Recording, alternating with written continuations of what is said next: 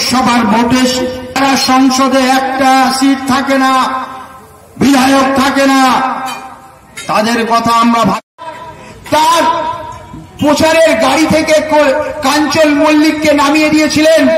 ওই অপমানটা উনি কাঞ্চন মল্লিককে করেননি। ওই অপমানটা লক্ষাধিক যে ভোটার আছে উত্তরপাড়ায়, যে জনগণ আছেন, যে জনগণ ভোট দিয়ে কাঞ্চন মল্লিককে জিতিয়েছিলেন, সেই জনগণকে অপমান করেছেন। মানুষের পরিচালিত সরকার আপনারা করবেন এই আশা রাখি। আর আজকে আপনার মূল্যবান ভোট আমাদের দিন।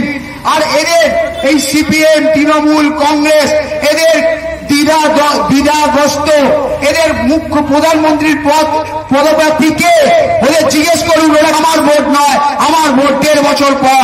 কেজরিওয়াল বলছে ভোটের পর ঠিক হবে কে প্রধানমন্ত্রী, কিন্তু আমরা এখানে দাঁড়িয়ে আমাদের সব কার্যকর্তা, সব আমাদের প্রধানমন্ত্রীর পদপ্রার্থীর নাম নরেন্দ্র দামোদর দাস মোদী, এবং এই 4 জুন আবার নরেন্দ্র দামোদর দাস প্রধানমন্ত্রী হবেন।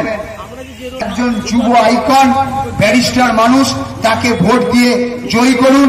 আমরা আপনাদের কথা দিয়ে যাচ্ছি, আমাদের এমপি, আমাদের সবার এমপি আমাদের মানুষের পাশে থাকবে, মানুষের সাথে থাকবে, এই বলে আমার বক্তব্য শেষ করলাম। কবিশঙ্কর বোসকে বিপুল ভোটে জয়ী করুন, এই আশা রেখে আমার বক্তব্য শেষ করলাম। ভারত মাতা কি জয়, জয় হিন্দ, বন্দে মাতরম। হ্যালো। তৃণমূল কংগ্রেসের নেতারা বিরোধীদের ভয় দেখায়, যে তৃণমূল জেলে, তিহার জেলে বসে আছে, এই পশ্চিম বাংলাকে ধ্বংসের দিকে ফেলে দিয়েছে, সেই তৃণমূল কংগ্রেসের মায়ের নাম মমতা বন্দ্যোপাধ্যায়। আর আমরা যারা ভারতীয় জনতা পার্টি করি, তৃণমূলের সঙ্গে চোখে চোখ রেখে করি, এই পশ্চিম বাংলায় গণতন্ত্র প্রতিষ্ঠার জন্য করি। কি ভারত মাতা কি।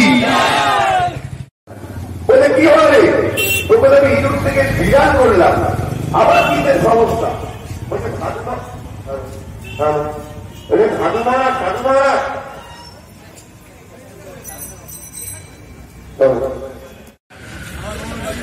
আমাদের পূর্ববর্তী বক্তা অমিত চৌধুরী মহাশয় ওনার মূল্যবান বক্তব্য দিয়ে গেছেন।